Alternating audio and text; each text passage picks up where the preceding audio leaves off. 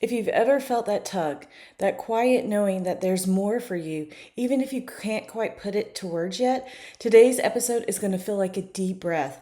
I'm sitting down with the incredible Katrina Horn, a woman who has literally built her life by daring to believe in her dreams, even when everyone around her said, that's impossible. From London to Paris to the south of France, her story is packed with courage, clarity, and the kind of mindset shifts every woman needs if she's ready to stop shrinking and start living the life she really wants. Trust me, this conversation is going to wake something up in you. Let's dive in. Hey, Mama. Welcome to Career Growth for Working Moms. If you're stuck in a job that doesn't fit or burning out trying to do it all, you're in the right place. I'm Shannon, a career coach and fellow working mom.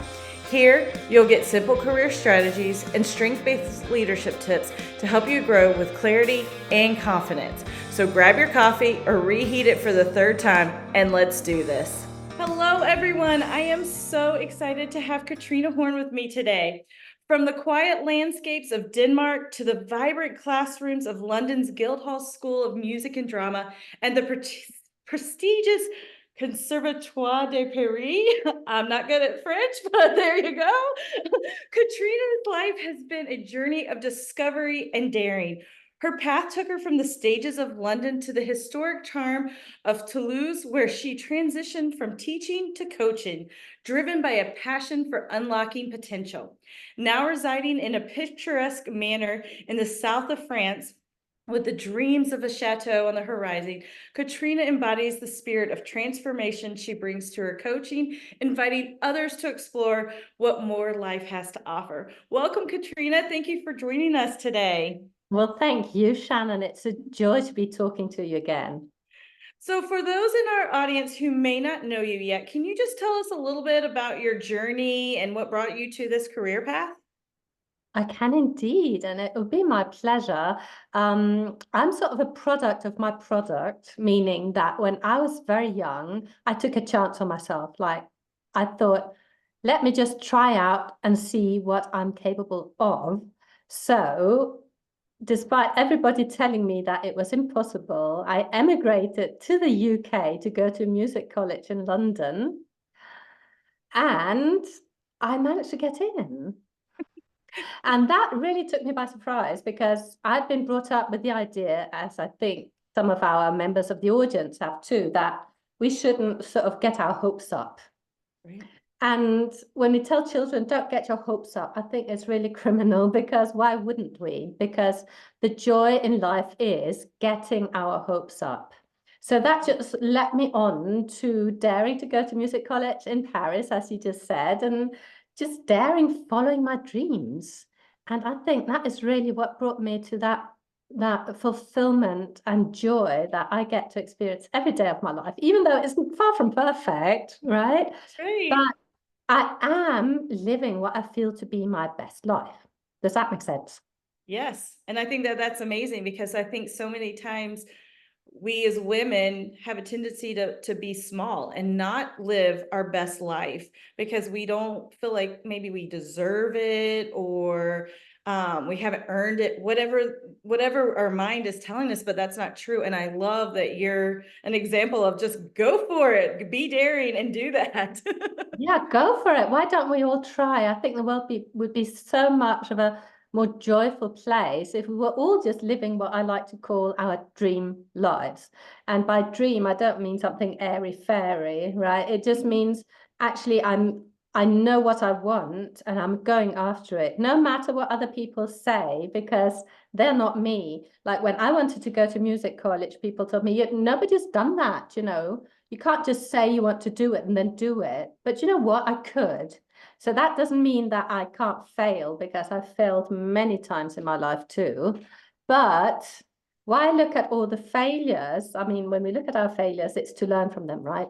But Right. let's just keep in mind that we might succeed. And then what? Exactly. Then what? What does life give us when we succeed? Like that's exciting to think about. It is, So, but I think yeah. like what you said is like I think we're really afraid to see, well, what would it be like if I was living my best life? That can feel really, really scary, can't it? Right, right. So what if you don't know what you want or you can't see it clearly? What advice do you have for those women in that position? Yeah, I have a guided meditation, but before that, can I just say that you do know what you want? You really do. But you're telling yourself you don't, because when you tell yourself that you don't know what you want, then you can't take action on it. So that's Mhm. really just self-protection. So you're telling yourself a bunch of lies because you're afraid of what it would mean if you committed to what you really want. And you're really just sitting there being afraid of the consequences, which is perfectly normal. We all are. So that's not something to beat yourself up about. It's just something to realize.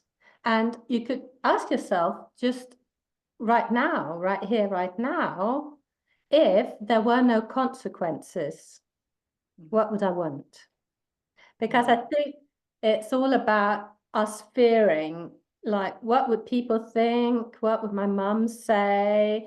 Will I still be married to the same husband? Uh, what would be the consequences? And we focus on the consequences because we can't quite control those. Right. So instead of focusing on what we can't control, let's just divert our attention over to what we can control and just simply say what we want and have it be there, have it be present. It doesn't mean we have to do anything. It's just like, let's stop telling ourselves those lies. Yes. Yes. I love that. I love that. And so, um, what about these women that may not, okay, so you've addressed that the lies that we're telling, but then how do they take that next step of taking action? Well, first to decide whether they want to take action. Yeah, take but action. but taking action is often very, very fearful.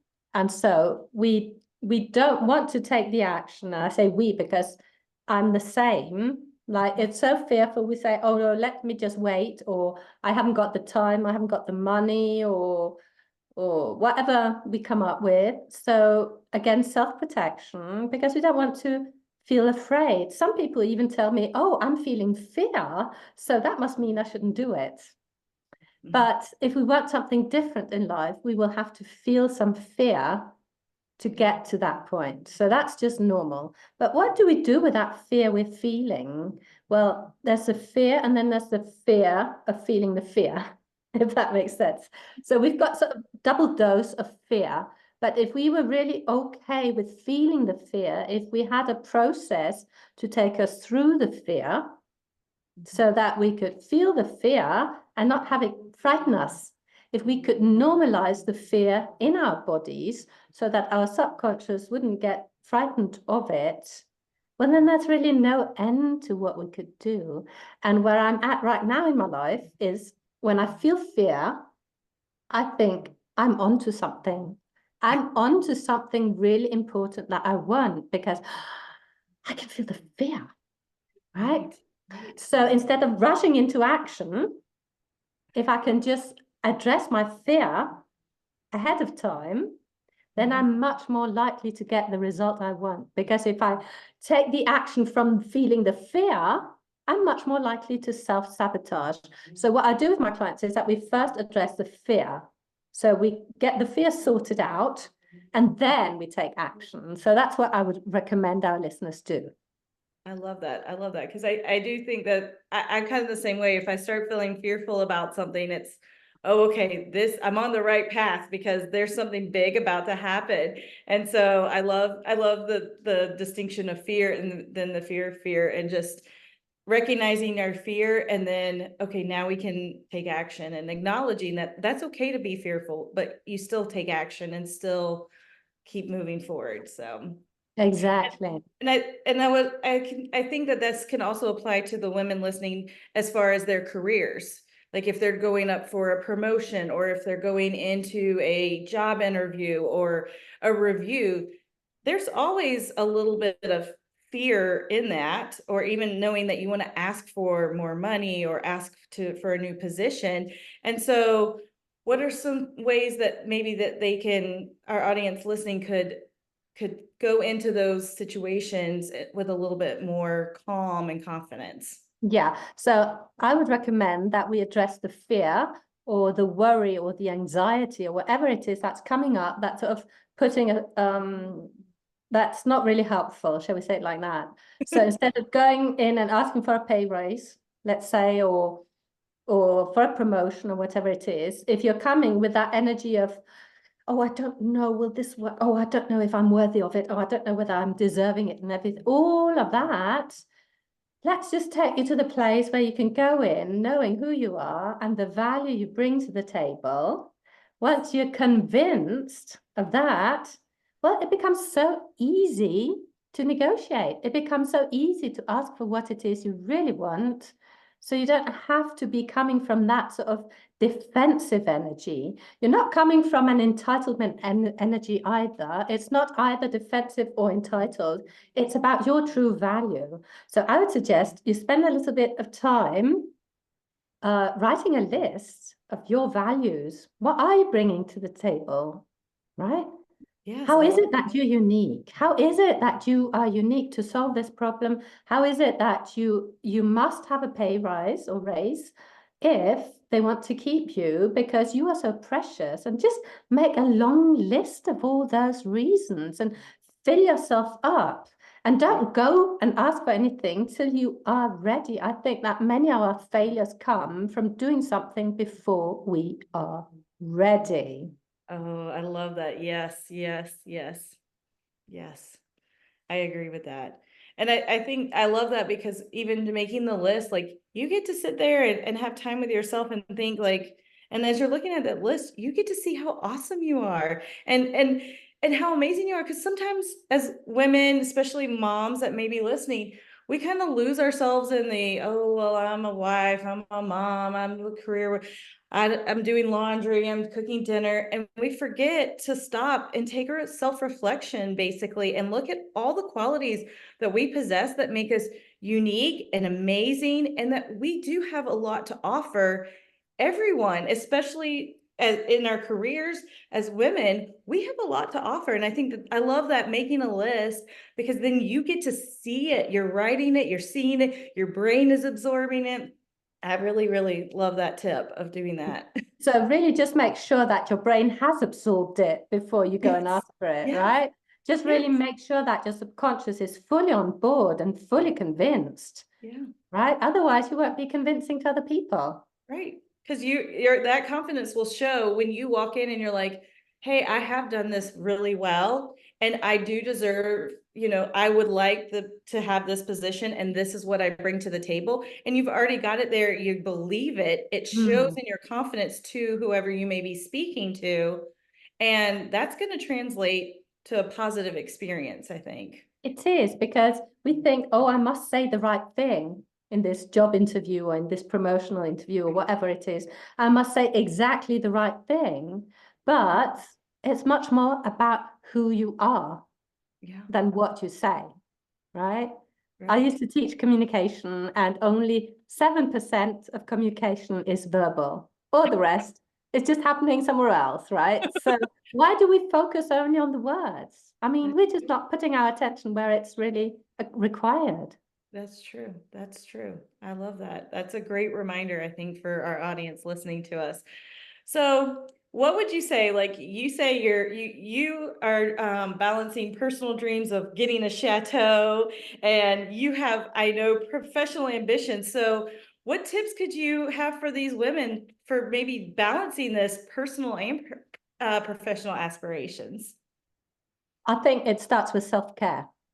Mhm. So for me, let's just talk about me and not other women, but for me personally, when I take really good care of myself, then I feel really good. When I Yes. feel really good, I can take the action that I want to take, feeling good about it.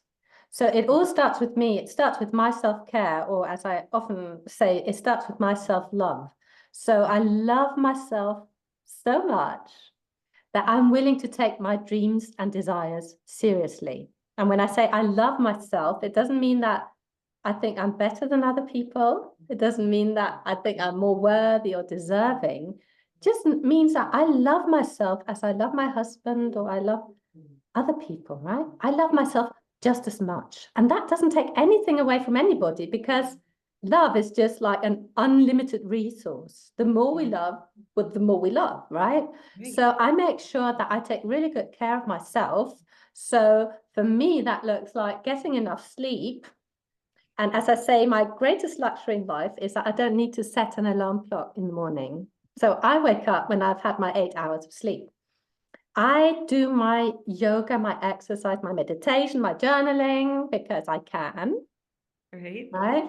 And then I set up my day to feel good all through the day. I work from home. I'm my own boss. So I decide everything basically. So I get to decide and I decide what feels good for me. And then I decide that is enough. I don't have to prove anything, right? I don't have to prove that I'm a good coach. I don't have to prove that I'm a good worker. I don't have to prove all of that. So I'm just constantly feeling into how I feel. And you might be thinking, Shannon, that, well, that's all very well for you, but my boss wants me in the office at 8 o'clock and my boss wants me to blah, blah, blah. So it's always a question, as you mentioned, of balance. What can I do in my life where I am right now? And then being aware of, well, how would I ideally like it to be? And then working your way towards that. Right. Right. And I know for me, when I was in the corporate world, I needed to get outside. And so I would schedule my lunch times so that I could eat something quickly that was healthy, that still fed my body. But then I would just go outside and walk because I needed to get out of the four walls, and just be able to walk. And so that was a little bit of my self-care that I did during the day because again, when I mean, I now work for myself as well and have those same luxuries, but I just remember like you can try it. It's not going to be, oh, I just get to do whatever. You still have to fit it in those parameters of your job and responsibilities and everything. But you can, like you said, you can find that time to do things that you need, where going to exercise on your lunch break or just walking outside or, you know, I took the stairs instead of the elevator just because I know I needed just to keep my body working because I would be sitting all day and I just didn't like that. And so I love that that's a great reminder of it's self-care and it can be built into your day any way that it looks right. It may not be your quote unquote perfect day, but you still need to be taking care of yourself throughout that day and finding that balance. Yeah. So for many of my clients, all the examples you just mentioned are brilliant. But for many of my clients, we set the timer for every 2 hours just so that they make sure to feel into how they feel. Oh, I love that. It's not all about the doing. It's about, well, how do I actually feel right now? How do I feel in my body? How do I feel in my mind? And just really becoming aware of it is really a good starting point Right. for building that day that is much more sort of in flow with what you want it to be. Right, right. And then if not, if they're feeling off, then I would assume you have techniques to kind of change their brain, that breathing techniques or something that you encourage people to do or to just get back into that feeling good about themselves or Yeah. So what you could do is, first of all, accept that you're not going to feel good all of the time, that's a good one. I think because we're that's under the impression we're supposed to a lot of yeah. times. Yeah, but we can't feel good all of the time. That nobody feels good all of the time. That's just Right, not possible. So don't expect it. But if you feel into how you're feeling and you think, oh, I'm feeling a bit sad, really, if you want to chase that sadness away all the time, it's going to create a lot of conflict in your body and in your mind. And it's going to feel much more like a struggle and like a fight, really. So if you were just willing to accept, oh, I am feeling sad, let me be with that sadness for 1 minute and 30 seconds, right? Let me right. just be with it and then see. So instead of chasing our feelings away, our emotions away, instead of fighting them, why don't we just allow them to be there? I love that. Yes. Yes. Because we are all emotional beings. You're going to feel and acknowledge what you're feeling. Right, right. But I mean, it doesn't mean you have to keep feeling them. If you're feeling stressed out, Why not listen to a guided meditation to calm you down, right? But let's Right. just recognize the stress before we rush into trying to repair it, right? Let's just feel the stress deeply, Mhm. really feel stressed out. Yeah. And feel how uncomfortable it is, because once we get used to it, once it gets normalized in our bodies, Mhm. then it doesn't feel so bad. Right. It's a little bit like sticking your feet into cold water. It's dreadful. But when you've done it 10 times, it's a little less dreadful. Right. So maybe a little bit of stress is just part of life. Yeah. I agree. Can't be in my life. Yeah, but obviously this all depends on what is acceptable and what is not Right. acceptable. So I'm not telling people, yes, just go ahead, feel stressed out. No, but No. accept that sometimes in your job, at work, in your life, as a mum, there will be a little bit of stress. I mean, it's unavoidable. Right. So let's come to terms with it and then make sure that we have such a balanced life that we don't freak out over it, really. Let's Right. make sure we've got those moments where we can relax, where Yes. we can calm down and reset, right? Yes. Absolutely. Any last closing thoughts you have to share with our audience? I think knowing yourself and recognizing your strengths, knowing what you're capable of, will be key to your success in your leadership, in your promotions, in your home life, in your mum life, all of it. It's really about knowing yourself deeply and then trusting that person. I love that. Well, thank you so much, Katrina, for being here today. It was all my pleasure. Thank you for having me, Shannon. Hey, Working Mama. I hope you enjoyed today's episode. If so, would you take 30 seconds to share it with a friend who's stuck in her career but doesn't want to sacrifice her family to grow? Also, please leave a quick review on Apple Podcasts. It seriously lights me up to know this show is helping you navigate burnout, find clarity, and lead with confidence. All right. Time to shut down my laptop and pretend I'm not hiding from folding that laundry. I'll meet you back here soon for another episode of Career Growth for Working Moms. You've got this.